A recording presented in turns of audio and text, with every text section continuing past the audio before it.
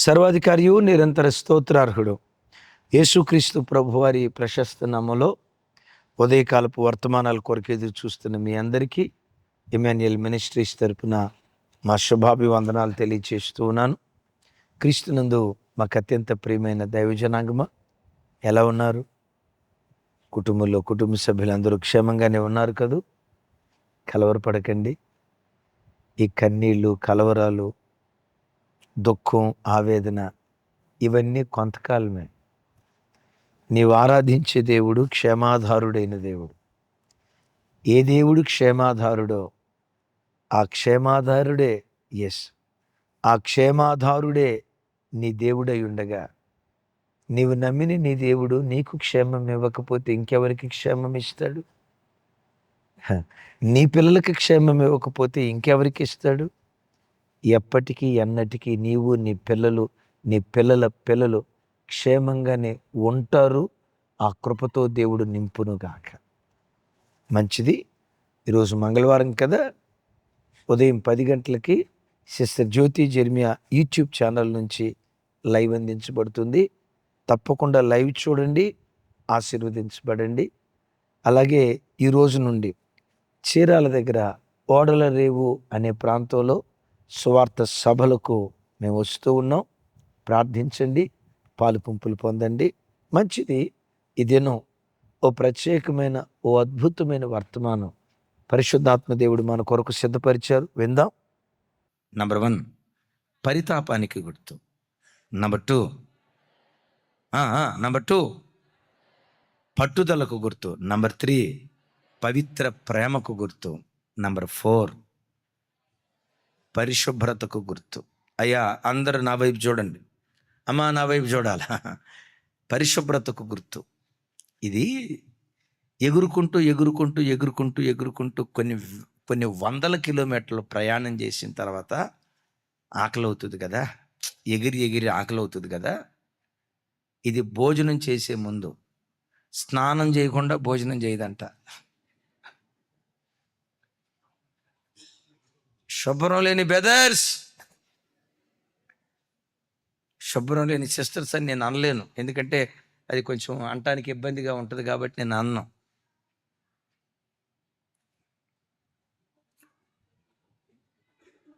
స్నానం చేయకుండా అది భోజనం చేయదంట. ఎంత దూరం ప్రయాణమై వచ్చినా మొట్టమొదట నీళ్ళల్లో మునిగి, ఇది ఎక్కువగా ఎక్కడుంటుందని చెప్పాను, ఎక్కువ కాదు, ఉండేదే నీరు సమృద్ధిగా ఎక్కడైతే ప్రవహిస్తూ ఉంటుందో ఆ ప్రాంతాల్లో ఇది బ్రతుకుతుంది. భోజనం చేసే ముందు నీళ్ళల్లోకి వెళ్ళి మొత్తం ఒళ్ళంతా శుభ్రంగా కడుక్కొని ఆ తర్వాత భోజనానికి వస్తుందంట. కొంతమందికి ఇల్లు శుభ్రం ఉండదు, ఒళ్ళు శుభ్రం ఉండదు.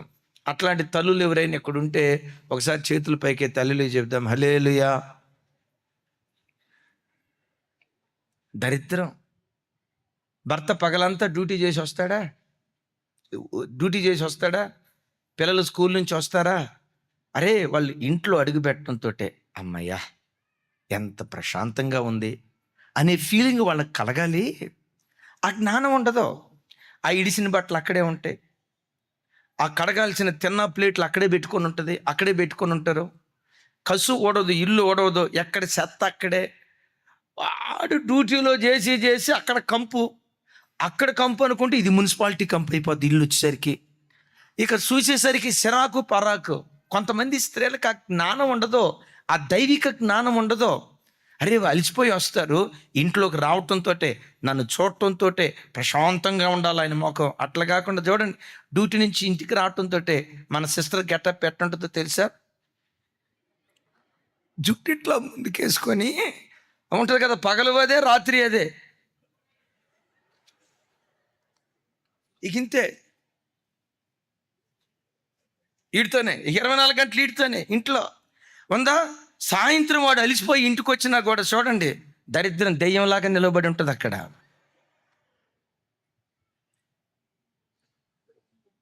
అరే అలిసిపోయి వస్తాడే, పిల్లలు స్కూల్ నుంచి వస్తారే, ఇంటికి రావటంతో ఆ అట్మాస్ఫియర్. ఇక్కడ ఒక తల్లి ఉంది, అలాగే నేను ఎవరిని కించపరచలేదు సుమి, మంచి ఉంటే మంచి చెప్పాలంతే.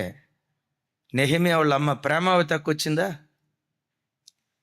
ప్రేమావతి, నెహమ్యా, ప్రకాశన్న, అది ఆయన. వాళ్ళ ఇంటికి వెళ్తే అండి, నువ్వు ఎప్పుడన్నా వెళ్ళిగాక అప్పుడే నీళ్ళతో శుభ్రంగా తుడిచి, అది అసలు ఆ ఇంట్లోకి వెళ్ళటంతో అద్దిల్లే వాళ్ళది, సొంత ఇల్లు కాదు. అదే శుభ్రం. మన సేవకుల పిల్లలు ఒక పాప ఉంది, సలోమి అక్కని చూసారా? సలోమి అక్క 6 అడుగుల జానబాహురాలు, కండడం. ఎంత శుభ్రం అంటే అంత శుభ్రం అండి. అబ్బా, ఎంత శుభ్రం అంటే అంత శుభ్రం. ఈ బిడ్డకి ఎంత శుభ్రం ఎక్కడి నుంచి వచ్చింది అంటే వాళ్ళ అమ్మ నుంచి, వాళ్ళ పెద్దమ్మ నుంచి. ఎంత శుభ్రం అంటే అంత శుభ్రం అండి. దైవజనమ, కొంతమంది స్త్రీలు ఉంటారు, పొద్దున్న లేచి స్నానంకి నైజా అంతా టిఫిన్ చేసేటప్పుడు కూడా, తయారు చేసేప్పుడు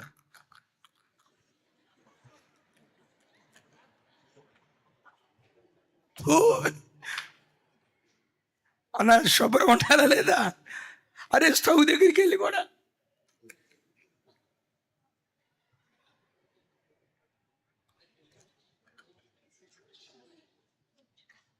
ఎందుకు సంసారాలు కూలిపోతాయి?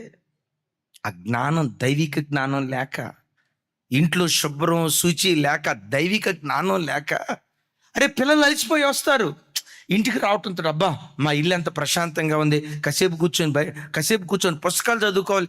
ఆ వాతావరణమే మనిషికి అంత ప్రశాంతత ఇస్తుంది. ఇది లేకుండా చూడండి, కొంతమంది ఎప్పుడు చూసినా జుట్టు ఇట్లా పైకేసుకొని సింపిరి జుట్టు, అది పిసిగూడైనా నయం, పిసిగూడైనా కాస్త అందంగా ఉంటుంది. ఇక చూడండి, ఇక ఎప్పుడు స్వతంత్రం రాగమునుపు కొన్న నైటీ అది.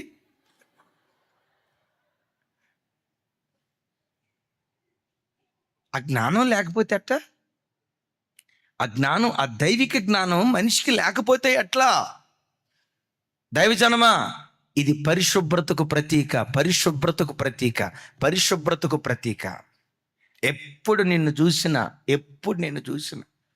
100 రూపాయలు చేరేగట్టుగాక, 150 రూపాయల డ్రెస్ వేయగాక, నువ్వు ఎట్లుండాలో తెలుసా?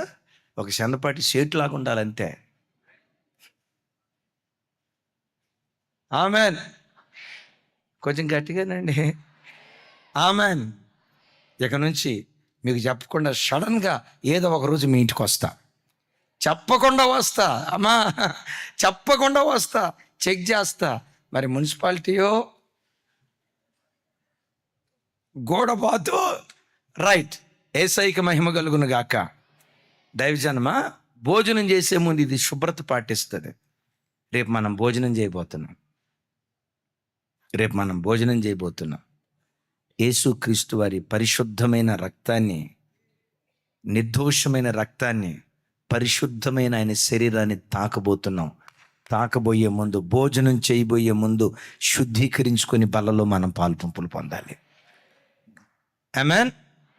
2 మాటలు చెప్తాను, ఇక నేను సమయం అయిపోయింది. మీ ఓపిక నాకు చూస్తే ఇంకో 2 గంటలు చెప్పినా నేటట్టున్నారు.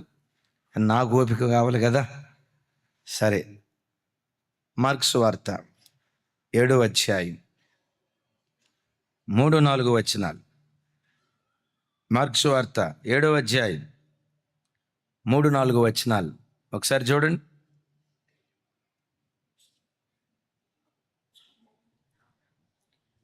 పరిసయ్యులను యూదులందరూ పెద్దల పారంపర్యాచారమును బట్టి చేతులు కడుగుకుంటేనే గాని భోజనం చేయరు. ఇదే గొడబాతు లక్షణం. నెక్స్ట్, మరియు సంత నుండి వచ్చినప్పుడు చదవాలి.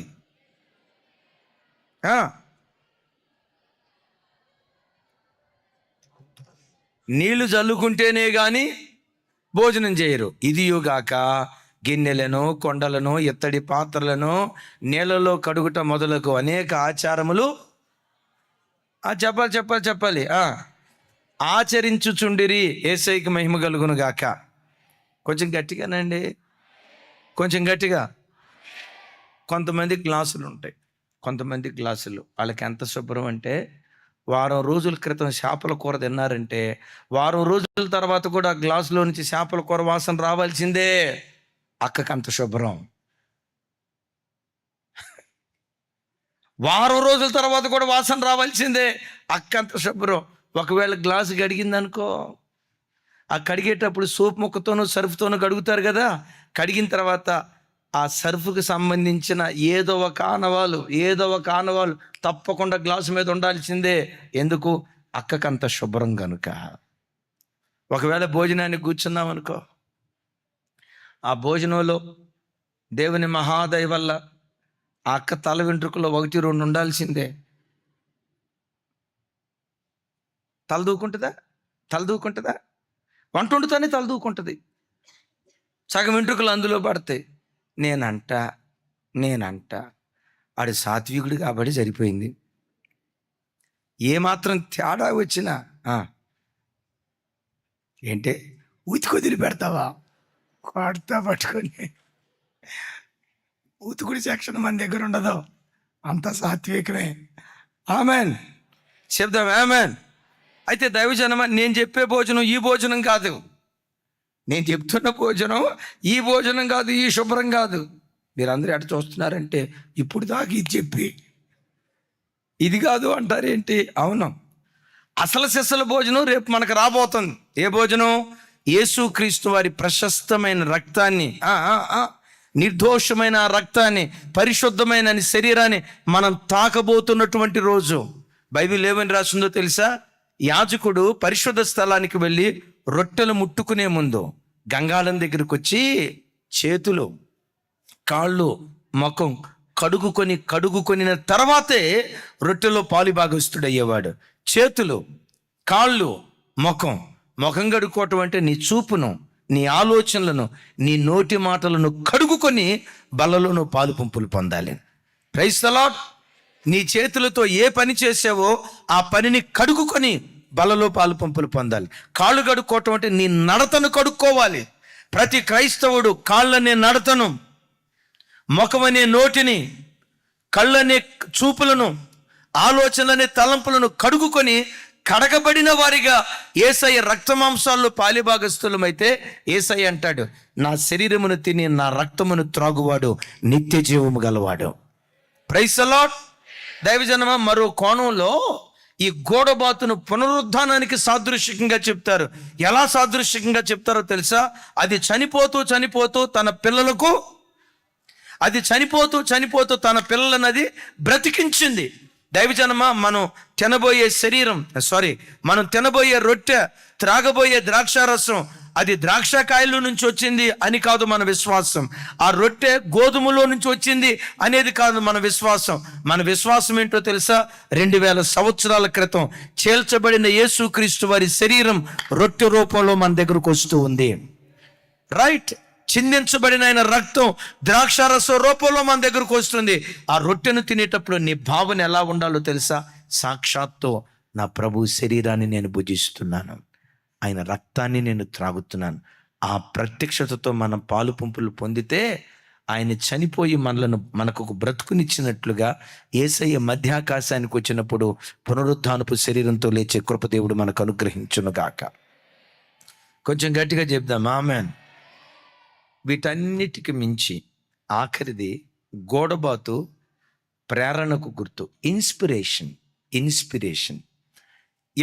ఇప్పటి వరకు చెప్పినవి ఒక ఇన్స్పిరేషన్ అయితే, ఇప్పటి వరకు 4 లక్షణాలు చెప్పాము. నంబర్ 1, నంబర్ 2, బాల్కనీలో ఉన్న బిడ్డలు కూడా చెప్పాలి. Number 1, number 2, number 3, number 4, number 5. ప్రేరణ. ఏంటి దీని ప్రేరణ అంటే విచిత్రం. చూడండి, దీని ముక్కు చాలా పొడుగుంటుంది.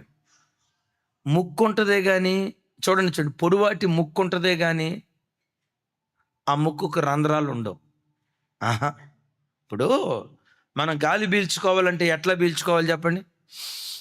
పెద్దగా చెప్పాలి. గొర్రెలకు ముక్కు ఉంటుందా ఉండదా? పోయి చూసి వచ్చి చెప్తావా? రైట్. గొర్రెలకు ముక్కు ఉంటుందా ఉండదా? చెప్పాలి. ముక్కు ఉంటుందా ఉండదా? ఉంటుంది. దీనికి ముక్కు ఉందా లేదా?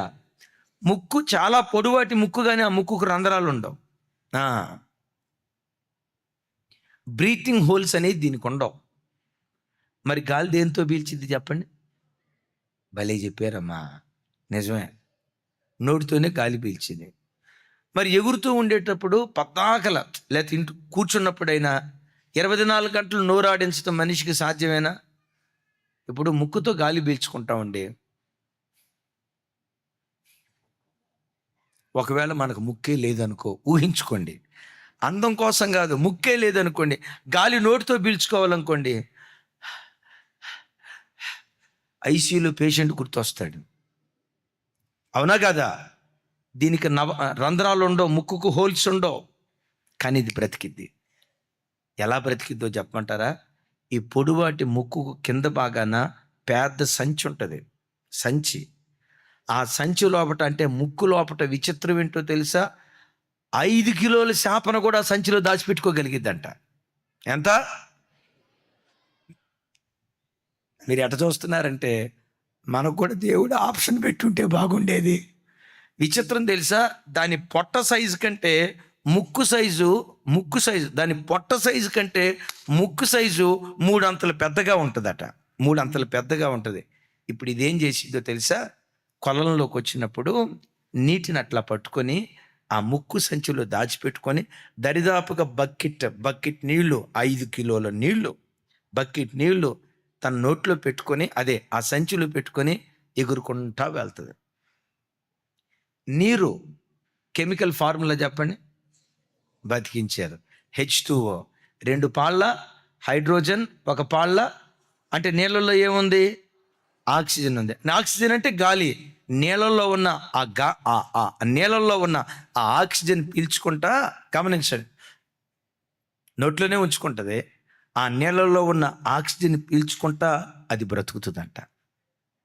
అది దేవుని వైపు చూసి, దేవా, అన్నిటికీ ముక్కుకు రంధ్రాలు పెట్టావు, అన్ని జంతువులకు పెట్టావు, అన్ని పక్షులకు పెట్టావు, నాకు పెట్టలేదే, నాకు అన్యాయం చేసావు అని తనకున్న ప్రతికూలతను బట్టి అది కృంగిపోదు.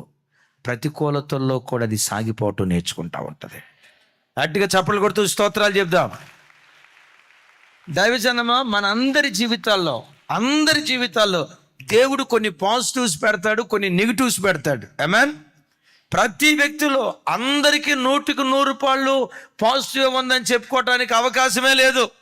ఇప్పుడు ఒక మాట అండి, రాహుల్ గాంధీ గారి, ఆయనకి అన్ని పాజిటివ్లు ఉన్నాయా, నెగిటివ్లు కూడా ఉన్నాయా?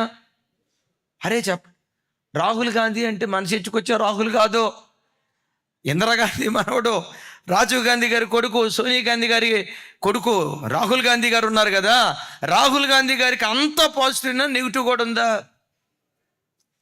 చెప్పండి. మీరు చూసి అనుకుంటారు, రాహుల్ గాంధీ గారు ఇందిరాగాంధీ మనవడు, అబ్బా నేను కూడా అట్టా పుట్టుంటే ఎంత బాగుండేదో కదా.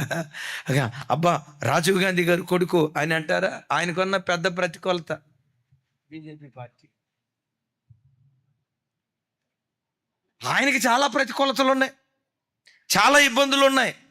దైవజనమా, ప్రపంచంలో ప్రతి వ్యక్తికి ప్రతికూలతలు ఉంటాయి. ఎప్పుడు ప్రతికూలతను బట్టి నువ్వు ఆగిపోవద్దు, అవరోధాలను చూసి ఆగిపోవద్దు, ఆటంకాలను చూసి ఆగిపోవద్దు.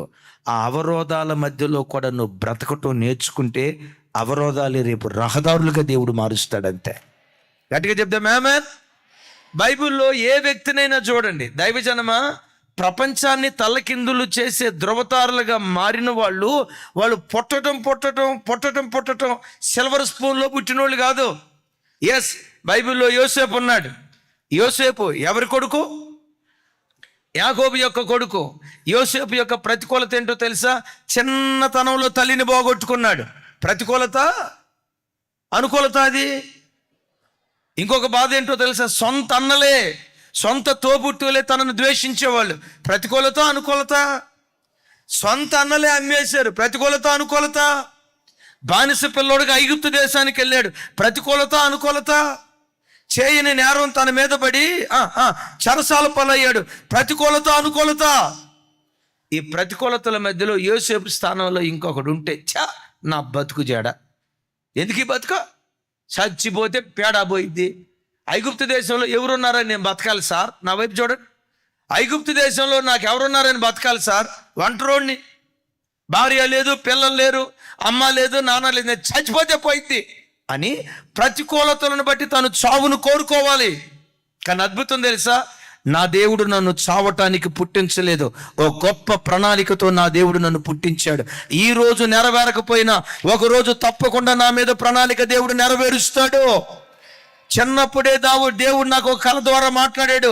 యోసేపు, తల్లి లేదనుకుంటున్నావా? అన్నల ప్రేమ దక్కలేదనుకుంటున్నావా? నేను అనవసరంగా పుట్టాను అనుకుంటున్నావా?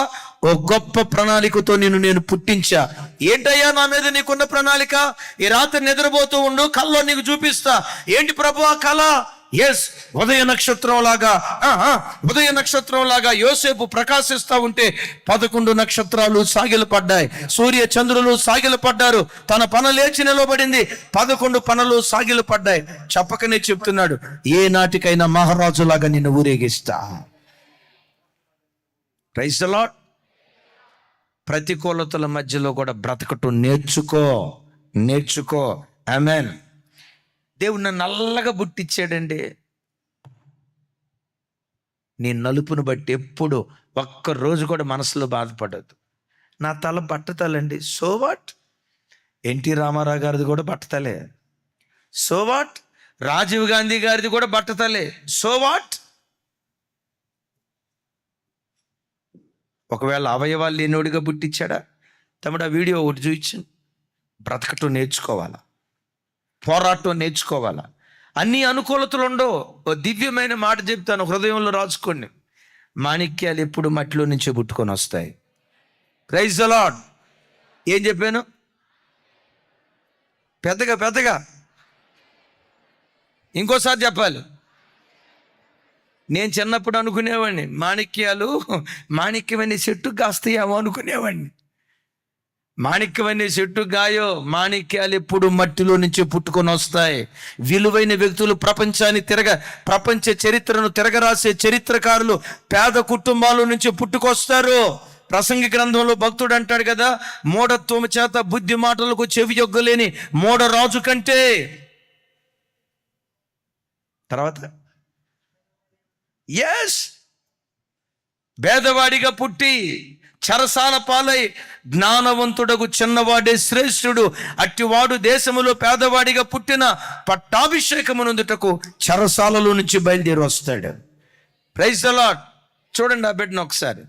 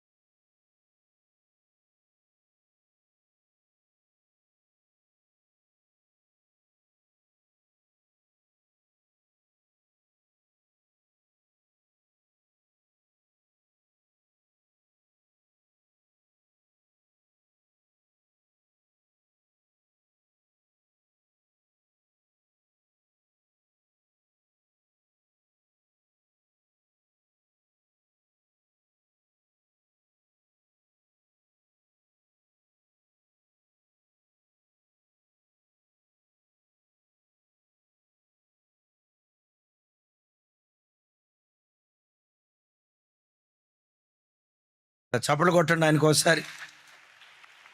అది ఒకసారి ఆగండి. నా కాళ్ళు సహాయం చేయలేదు, వీళ్ళు సహాయం చేయలేదు. ఎప్పుడు ఎవరి సహాయం కొరకు నువ్వు ఎదురు చూడొద్దు. రేపు నువ్వు ఎలా తయారు కావాలో తెలుసా? అనేకులకు సహాయం చేసేదానిగా నువ్వు మారాలి. Praise the Lord. ఎప్పుడు నీ నెగిటివ్స్, నీ డ్రాబ్యాక్స్, నీ ఫెయిల్యూర్స్ గుర్తుకు తెచ్చుకొని ఎప్పుడు కృంగిపోకం. గోడబాతుకు ముక్కే లేదు. ఏమంటారు? నోరుందమ్మా, దాని షార్ట్ నోరు అయితే నోరు లేదంటారేంటి? చూడండి, కొంచెం వెనకంచిన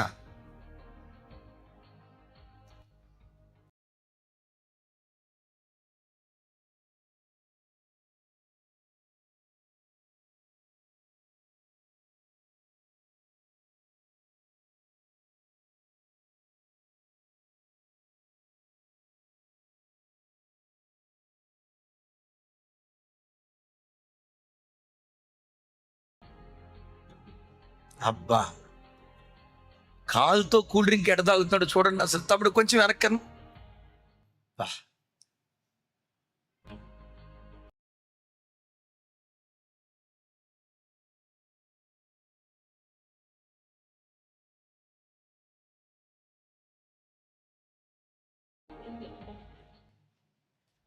ఆమెన్. నీకుది ఉందిరా? సరే ఇదేంటి చూయించు.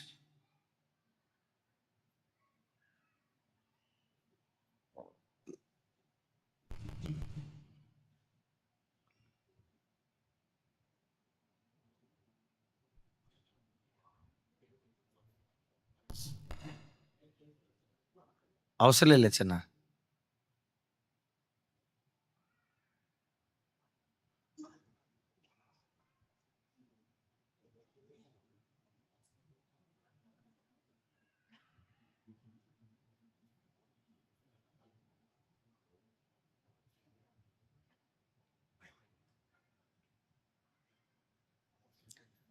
రైట్. సో షేవింగ్ చేసుకుంటున్నారా? వరే వరే.